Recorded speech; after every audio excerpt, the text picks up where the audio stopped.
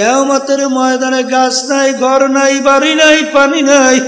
আহারে তামার জমিন, এক হাত বা সোয়া হাত মাথার উপরে আমার মালিক সূর্য উপর কইরা ছাইরা দেবা। আমার মালিক বলবে, সূর্য তোর ভিতরে যত তাপ সারো না পারমান বুঝো আমি মাওলা কেমন। বাজা সূর্যের তাপে তামার জমিন পুইরা লাল চামড়ার মতো লাল হইয়া যাবে, বাগুইলা জাগাল।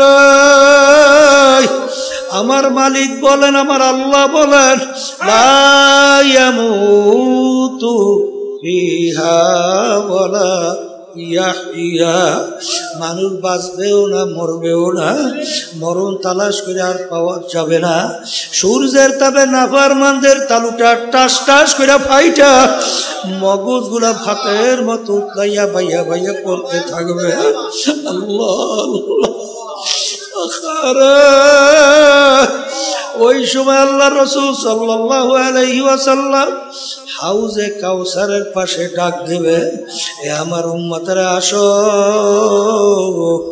এক গ্লাস হাউজে কাউসারে পানি পান করাবো। 50,000 বছর সময়ের ভিতরে পিপাসা আরো লাগবে না। হাজার হাজার কোটি মানুষ আল্লাহর হাবিবের হাউজের দিকে দৌড় মারবে। পথের ভিতরে কিছু বান্দা বান্দিদেরকে ফেরেশতারা টাইনা টাইনা ধইরা রাখবে, তারা গলা ফাটা চিৎকার মারবে, আল্লাহর রাসূল আপনি আমাদেরকে আসতে বলছেন, ফেরেশতারা আসতে দেয় না। আল্লাহ রাব্বি বলেন, ছাড়ো, এক গ্লাস হাউজে কাউসারে পানি পান করাবো। 50,000 বছর সময়ের মধ্যে আর পানির পিপাসা লাগবে না। আর মালিকের নাম কি? আল্লাহ আল্লাহ আল্লাহ আল্লাহ আল্লাহ আল্লাহ আল্লাহ। এই জিকির করার পরে যখন আপনি নামাজের ভিতরে দাঁড় হবেন, দেখবেন তখন নামাজের ভিতরে আল্লাহর খেয়াল আসবে। কথা ঠিক কিনা? ওদিকে নামাজ তো অনেকে পড়ে ঠিক, মসজিদের ভিতরে ঢুকছে, কখন নামাজে দাঁড় হইছে, কখন রুকুতে গেছে, কখন সেজদায় গেছে, কোন সময় তাশাহুদ পড়ছে, কোন সময় দুরূদ শরীফ পড়ছে, কোন সময় দোয়া পড়ছে, কোন সময় তাসবিহ আদায় করছে। এই দেখছি দাঁড়াইছে, এর মধ্যে নামাজ শেষ। আছে না নাই? আছে না নাই? এই এরকম হাজার রাকাত নামাজ পড়লে লাভ হয়। নামাজের ভিতরে আল্লাহর সঙ্গে কথোপকথন হয় না কিনা? হয় না? যখন বান্দাবান্দি নামাজের ভিতরে তেলাওয়াত করে, আলহামদুলিল্লাহি রাব্বিল আলামিন, আমার মালিক উত্তর দেয়, হামেদানি আব্দি, হে আমার বান্দাবান্দি তোমরা বড় আমার প্রশংসা করলা। নামাজের ভিতরে কথোপকথন। বান্দাবান্দি যখন তেলাওয়াত করে, আর রহমানির রহিম, আমার মালিক উত্তর দেয়, সাদাকানি আব্দি, এ বান্দাবান্দি সত্যই তো বলছো, আমি তো আসলেই রহমানুর রহিম। কথা ঠিক কিনা? এই জন্য আলী রাদিয়াল্লাহু তাআলা আনহু বলছিলেন, যেই মালিককে আমি দেখি না তার ইবাদত করি না, আনতা আবুদাল্লাহা কাআন্নাকা তারাহু ফা ইল্লাম তাকুন তারাহু ফা ইন্নাহু ইয়ারাক। এমন ভাবে আমার মালিকের ইবাদত করো, গোয়াকে মনে হয় যেন তুমি আল্লাহকে দেখতেছো। ওই অবস্থা যদি ভিতরে তৈরি না হয়, অন্তত এতটুকু খেয়াল করো, যদিও নাকি আমার মালিককে আমি দেখি না, আমার মালিক তো আর অন্ধ না, আমার মালিক তো আমাকে দেখে। কেমন নামাজ তারা পড়তো! এক যুদ্ধের ময়দানে আলী রাদিয়াল্লাহু তাআলা আনহু, তার পায়ের ভিতরে তীর ঢুকে গেছিল, এমন ব্যথা হাত কাছেও নেওয়া যায় না, জোরে ব্যথায় চিল্লাইয়া ওঠে। আল্লাহ রাসূল সাল্লাল্লাহু আলাইহি ওয়াসাল্লাম বলেন, আলী যখন নামাজের ভিতর দাঁড় হবে, তখন তোমরা তীর খুইলা ফেলাইও। এগুলা কি বোঝার জিনিস না বুঝবার জিনিস না বুঝাবার জিনিস? একই বুঝাইয়া পারা যায় কোনোদিন সম্ভব? তীর হাত কাছেও নেওয়া যায় না, ব্যথায় চিল্লায়।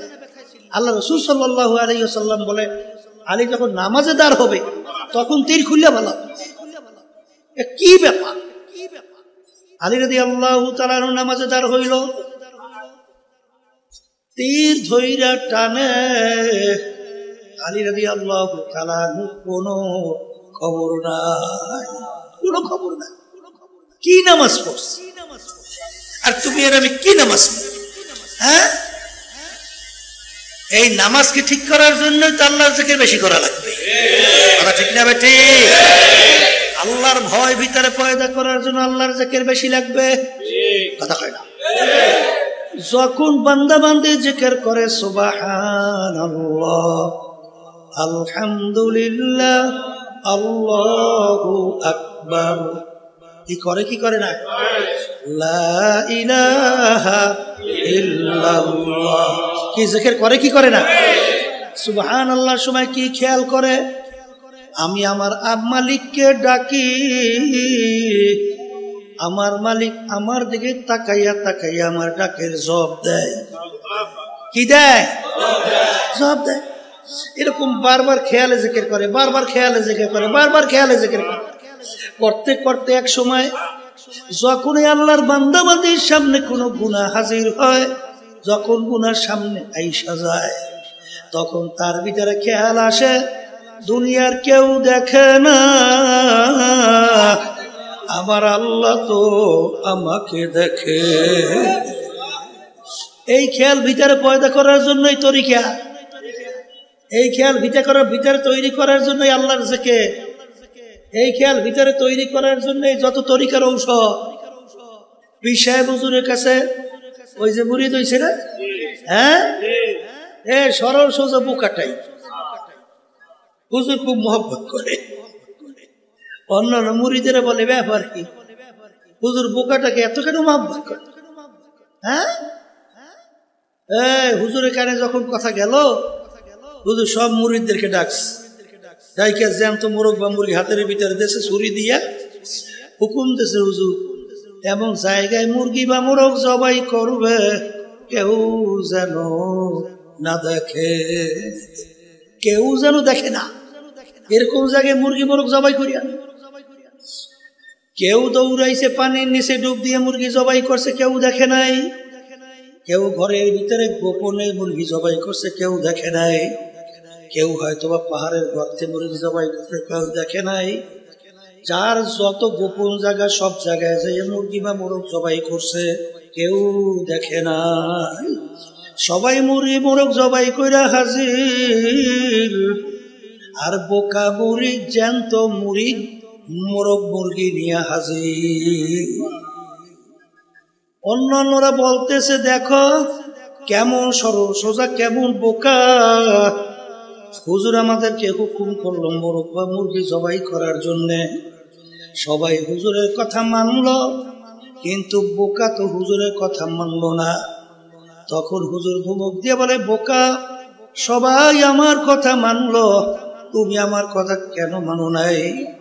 তখন ওই বোকা মুড়ি থর থর কইরা কাঁপে, আর দুই চোখ দিয়া বাইয়া বাইয়া টপ টপ কইরা পানি পড়ে, আর বলে হুজুর আপনি হুকুম করছেন এমন জায়গায় মুরগি জবাই করবে কেউ যেন না দেখে। হুজুর আপনার হুকুম পালন করার জন্য কথার কথা ঠিক মতো ঘুমাতে পারি নাই, ঠিক মতো খাইতেও পারি নাই, ঠিক মতো বিশ্রাম তো দূরের কথা। কিন্তু হুজুর আমি যত গোপন জানা মতে জায়গা গেলাম, গোপন জায়গা তাকাইয়ে দেখি কেউ দেখে না, কিন্তু তাকাইয়া দেখি আমার মালিক, আমার মাসুক, আমার মাওলা আমার দিকে চাইয়া আছে। হুজুর আপনি শর্ত লাগাইছেন এমন জায়গায় মুরগি জবাই করবা কেউ দেখে না, হুজুর আপনি তো শর্ত লাগাইছেন কেউ যেন না দেখে, আমি যেখানেই যাই সেদিকে দেখে আল্লাহ চাইয়া আছে, যেদিকে যাই সেদিকে দেখি আমার মালিক চাইয়া আছে। যেদার দেখতা হো মাই তু হি তু হ্যায়, তু হি তু হ্যায়, তু হি তু। যখন নাকি এই কথা মুরিদ বলল, তখন হুজুর বলতেছেন, হে মুরিদেরা বলছো আমি এই বোকা মুরিদটাকে এত কেন মহব্বত করি? আরে এই জন্যই তো মহব্বত করি।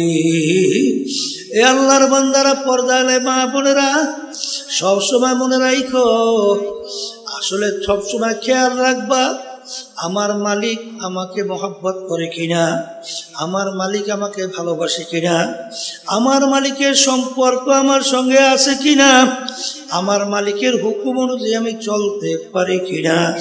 কে আমাকে ভালো বলে কে খারাপ বলে কোনো দরকার নাই।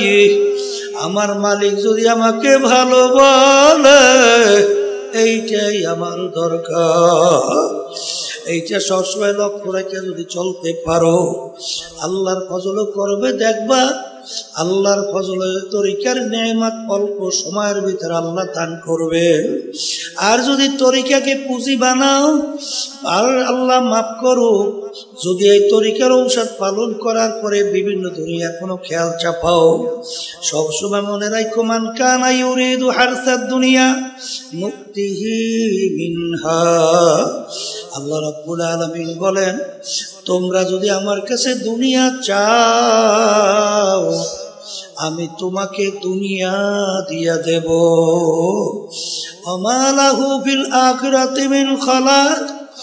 যে কিয়ামতের ময়দানে আর তুমি আমার কাছে কিছু পাবা না।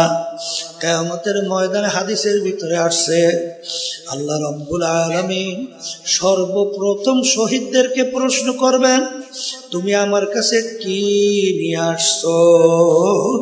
শহীদ বলবে, মালিক তোমার দ্বীনকে বুলন্দ করার জন্য জিহাদ করতে করতে শাহাদাতের দরজা নিয়ে আসছি।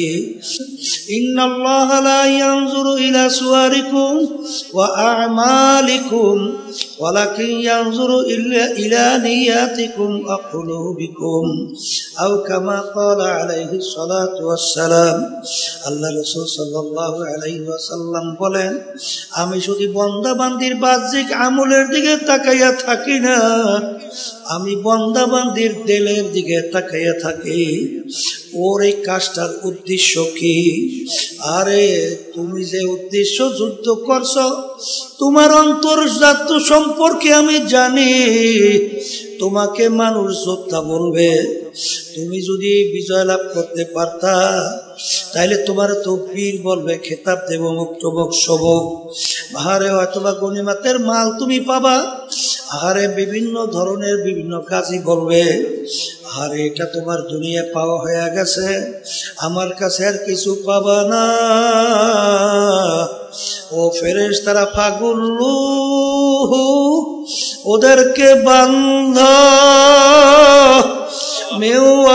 মিওয়ারাইহিম জাহান্নাম, এরপরে ওদেরকে ফিকা ফিকা জাহান্নামের ভিতরে ফেলা। আল্লাহ আমাকে আমাদের সবাইকে মাফ কইরা দেয়। এই জন্য বাজান সবসময় মালিকের কাছে দোয়া করা লাগবে। রব্বানা লা তুযিগ কুলুবানা বা'দা ইয হাদাইতানা ওয়া হাব লানা মিন লাদুনকা রাহমা রাহমা। আল্লাহ আল্লাহ মালিক, রব্বানা লা তুযিগ কুলুবানা বা'দা ইয হাদাইতানা ওয়া হাব লানা মিন লাদুনকা রাহমা। মালিক ইন্নাকা লা তুখলিফুল, রব্বানা লা তুখলিফ ইন্নাকা আনতাল ওয়াহ্হাব। মালিক তুমি আমাকে হেদায়েত নসিব করার পরে, দ্বীনের সহি বুঝ দান করার পরে দয়া মায়া করে তুমি আমাকে গোমরাহ কইরো না। এই জন্য সবসময় মাওলার কাছে দোয়া করা লাগবে। আল্লাহর ওলিদের ইতিহাস পড়লে দেখবেন সবসময় মালিকের কাছে দোয়া করতো, তাআত في قطاعات همزة يا مانات وإجابات همزة আমার দয়ার মালিক তুমি যদি আমার উপরে দয়ার নজরে রহমতের নজরে না তাকাও মালিক আমার কোনো উপায় নাই তুমি যদি টাইম দিয়ে তোমার কুদরতি কোলের ভিতরে জায়গা না দাও মালিক আমার কোনো উপায় নাই ইমাম গাজ্জালী রহমাতুল্লাহি আলাইহি লেখেন বান্দা বান্দির ভিতরে মালিকের মধ্যে 500 বছরের রাস্তা আল্লাহ পর্দা আছে 70,000-এর ভিতরে নূরের পর্দা এক পর্দা পার হইতে 500 বছরের মতো সময় লাগবে কেউ কোনোদিন আল্লাহ পর্যন্ত পৌঁছার সম্ভব না কিন্তু যেই আল্লাহর বান্দা বান্দির প্রতি আমার মালিকের রহমতের নজর আইসা যায় মুহূর্তের ভিতরে বান্দা বান্দি 70,000 নূরের পর্দা পার হইয়া আমার মালিকের সঙ্গে বান্দাবাদী সম্পর্ক তৈরি হয় এই জন্য আমার বাজানদেরকে বলবো পর্দার আড়ালের মা বোনেরা শুনতেছেন কুল্লু নাফসিন যায়িকাতুল মাউত বাজান প্রত্যেকটা জানদার একদিন না একদিন তার মউতের শরাব পান করা লাগবে ওয়ালাউ কুনতুম ফি বুরুজি মুশাইয়াদা শক্ত পাথরের পাহাড় কাইটা লুকাইলো সেখানে মালাকুল মউত মরণ যেহেতু লাগবে বাজান মামলা কিন্তু দুইটা একটা হলো আখিরাতের মামলা আর একটা হলো দুনিয়ার মামলা আর দুনিয়ার মামলা ম্যাজিস্ট্রেট কোর্টে মানুষ যদি ঠগে আবার জজ কোর্টের ভিতরে আপিল কইরা জিতবার আশা করতে পারে জজ করে ঠকলে হাইকোর্ট সেখানে ঠকলে সুপ্রিম কোর্ট সিঙ্গেল বেঞ্চ সেখানে ঠকলে সুপ্রিম কোর্ট ফুল বেঞ্চ সেখানে ঠকলে প্রেসিডেন্ট কোর্ট সেখানে ঠকলে আন্তর্জাতিক কোর্ট এরকম ধাপ বাই ধাপ অনেক বাজান আপিলের সুযোগ আছে কিন্তু কবরের যাত্রীরা তোমার আমার সামনে আখিরাতের 5টা মামলা দাঁড় হইয়া আছে এই মামলায় যদি খোদার কাছে একবার কেউ ঠগ আর দ্বিতীয়বার দুনিয়াতে এসে আপিল কইরা জিতবার কিন্তু আর আশা নাই মৌতের মামলা কবরের মামলা কিয়ামতের ময়দানের মামলা মিজান পুলসিরাতের মামলা বাজান আল্লাহু আকবার আজকে দুনিয়ার মামলায় মানুষ পড়লে মামলায় জেতার জন্যে মামলা থেকে পরিত্রাণ পাওয়ার জন্যে উকিলের কাছে দৌড়ায় বাজান কত টাকা পয়সা খরচ এরপরে কষ্টের কোনো শেষ নাই এরপরে দেখবা অনেক সময় মামলায় যদি জেল হওয়ার সম্ভাবনা থাকে তার চেহারা কালো ঠিক মতো খাওয়াও নাই ঠিক মতো ঘুমও নাই ঠিক মতো বিশ্রামও নাই যদি জিজ্ঞাসা করে ব্যাপার কি আপনার মুখ এত কেন মলিন কলে শোনো নাই আমি মামলায় পড়ছি শুনছি কলে তাহলে এত অস্থির কেন কলে জেল হওয়ার সম্ভাবনা তখন যদি বলো জেল হইলে কি হয় জেলের ভিতরে খাইতেও দেয় শুইতেও দেয় আহারে আর কোনো অসুবিধা তো তেমন নাই তাহলে জেলের কথা শুই না কেন এত ভয় বলে ভাই সব ঠিক আছে কিন্তু স্বাধীনভাবে চলা যায় না এই জন্য অস্থির চিন্তায় কিন্তু এ মুসলমান হে ইমানদার যারা মরবা কবরে যাব যারা আল্লাহকে বিশ্বাস করো আখিরাতকে বিশ্বাস করো বেহেশত জাহান্নামকে বিশ্বাস করো খোদার আকাশ এই মামলায় যদি একবার ঠগ আমার মালিক যে জেলখানা তৈরি কইরা রাখছে ওই জেলখানা দুনিয়ার কোনো জেলখানা না ওই জেলখানা এত ভয়াবহ আল্লাহু আল্লাহ জিবরাইল সালাতু ওয়াস সালাম আল্লাহর হাবিবের সঙ্গে দেখা করার পরে আসলেন দেখা করার জন্য আসলেন। ওই সময় সচরাচর জিবরাইল আমিন আসেন না। আল্লাহ রাসূল সাল্লাল্লাহু আলাইহি ওয়াসাল্লাম জিজ্ঞাসা করলো, ভাই জিবরাইল, এরকম সময় তো আপনি আসেন না, কেন আসলেন? জিবরাইল সাল্লাল্লাহু আলাইহি ওয়াসাল্লাম বলেন, মালিক আমাকে বেহেশত এবং জাহান্নাম দেখাইছে। আর বেহেশতের বিবরণ দেওয়ার পরে জাহান্নামের বিবরণ দিতে যাইয়া জিবরাইল আলাইহিস সালাতু ওয়াস সালাম কান্দে। আল্লাহর হাবিব সাল্লাল্লাহু আলাইহি ওয়াসাল্লাম বলেন, ভাই জিবরাইল, আপনি তো আমার মালিকের নৈকট্যের সম্মানিত ফেরেশতা, আপনি কেন কাঁদতেছেন? জিবরাইল সাল্লাল্লাহু আলাইহি ওয়াসাল্লাম বলেন, হে আল্লাহর রাসূল সাল্লাল্লাহু আলাইহি ওয়াসাল্লাম, আখারে ইবলিস তো মাওলার নৈকট্যের সম্মানিত ছিল, ইবলিসের ব্যাপারে আমার মালিকের কি হুকুম হইল? হারুত মারুত তো মাওলার ফেরেশতা ছিল, তাদের ব্যাপারে আমার মালিকের কি হুকুম হইল? আমার তো জানা নাই, আমার ব্যাপারে আমার মালিক কি হুকুম দেবে? এই জন্য আমি কান্দি। এই কথা বলার পর আল্লাহ রাসূল সাল্লাল্লাহু আলাইহি ওয়াসাল্লাম তিনিও কান্দেন। আল্লাহ আমাকে আমাদের সবাইকে মাফ কইরা দেন। আল্লাহ রাসূল সাল্লাল্লাহু আলাইহি ওয়াসাল্লাম তিনি অল্প বয়সে তার দাড়ি মোবারক পাইকে গেল, পিঠ মোবারক গুজা হয়ে গেল। সাহাবায়ে কেরাম বলে, আল্লাহর রাসূল এত অল্প বয়সে আপনার দাড়ি মোবারক কেন পাকলো, পিঠ মোবারক আপনার কেন গুজা হইল? আল্লাহ রাসূল সাল্লাল্লাহু আলাইহি ওয়াসাল্লাম বলে, এ আমার সাহাবারা, আল্লাহ কথার কথা আমি রাসূল যা দেখি তোমরা তো দেখো না, আমি রাসূল যা জানি তোমরা তো জানো না।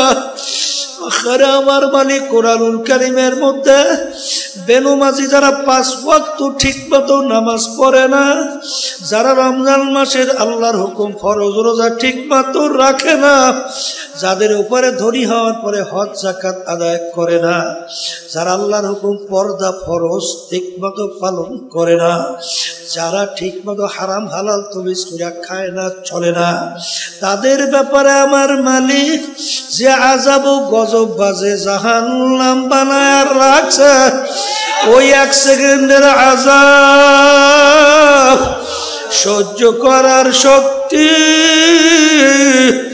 দুনিয়ার কোন মানুষের না। আল্লাহু আল্লাহ। জিবরাইল সাল্লাল্লাহু আলাইহি ওয়াসাল্লাম যাওয়ার পরে আল্লাহ হাবিব সাল্লাল্লাহু আলাইহি ওয়াসাল্লাম মসজিদে নববীর ভিতরে যখন ঢুকলেন, দুই কাছে একদল সাহাবায়ে কেরাম আনসারী তারা বসে বসে আনন্দ ফুর্তি করে। আল্লাহর হাবিব বলে, তোমরা কি মৃত্যুর কথা ভুইলা গেছো? তোমরা কি মৌতের কথা ভুইলা গেছো? এইমাত্র আমার কাছে জিবরাইল আমিন আসছে, যে জাহান্নামের বিবরণ আমাকে শুনাইছে।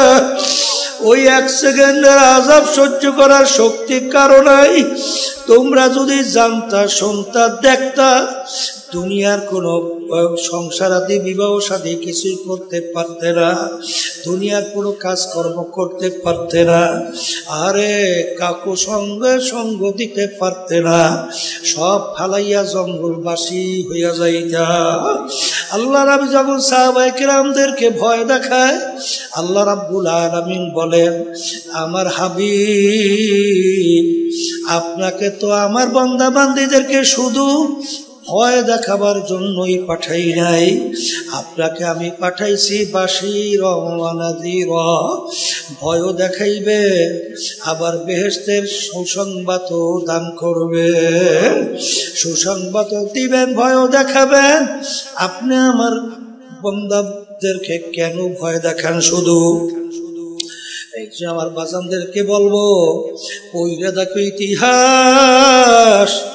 এরপর থেকে আল্লাহ রাসূল সাল্লাল্লাহু আলাইহি ওয়াসাল্লাম যতদিন দুনিয়াতে বাইচা ছিল একবারও জোরে মুখ কইরা কা জোরে শব্দ কইরা আর জীবনে একবারও হাসে না।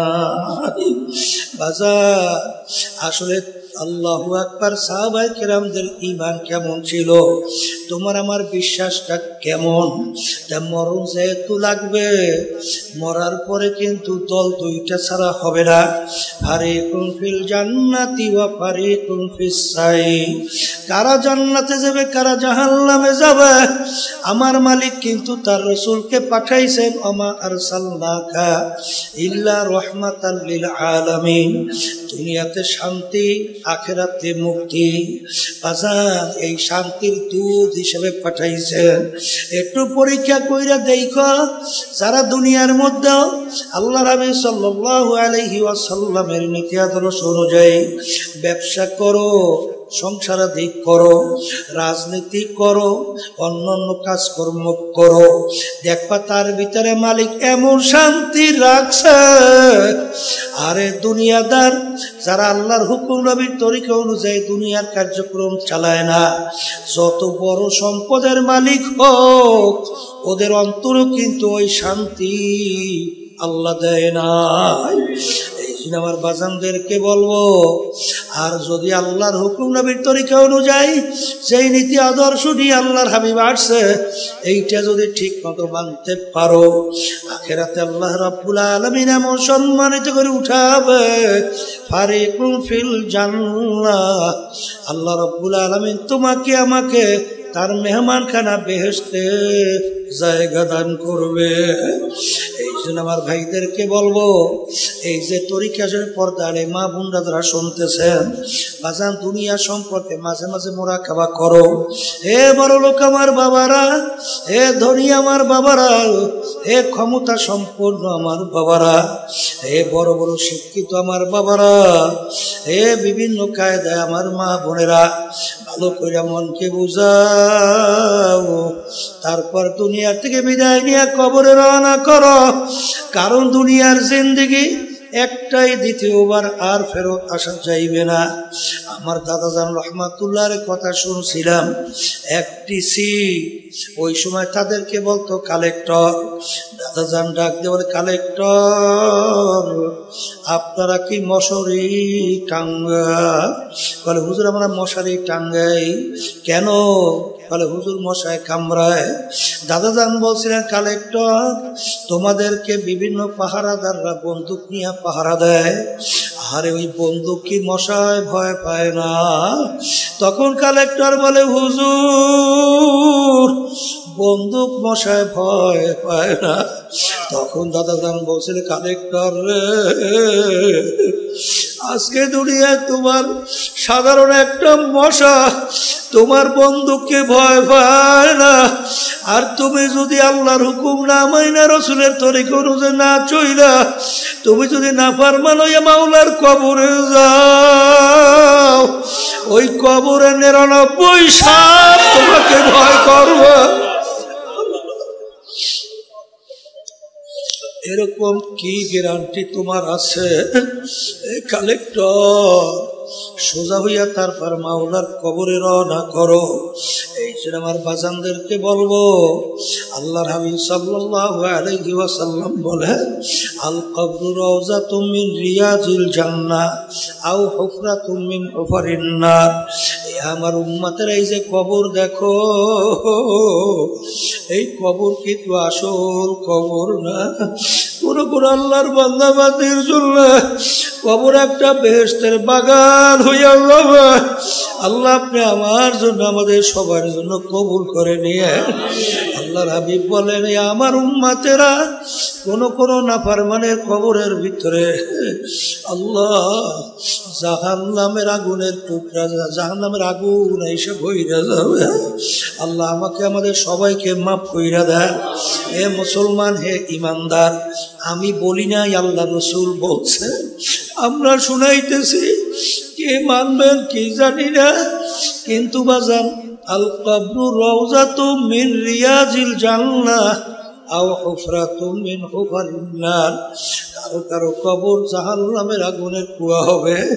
আল্লাহ রাসূল সাল্লাল্লাহু আলাইহি ওয়াসাল্লাম বলে, আল কারো কারো নাফরমান কবরের মধ্যে 99 তিমনিনান লাউ নুফিকা ফিল আরদি মা আনবাতাত খাদরা।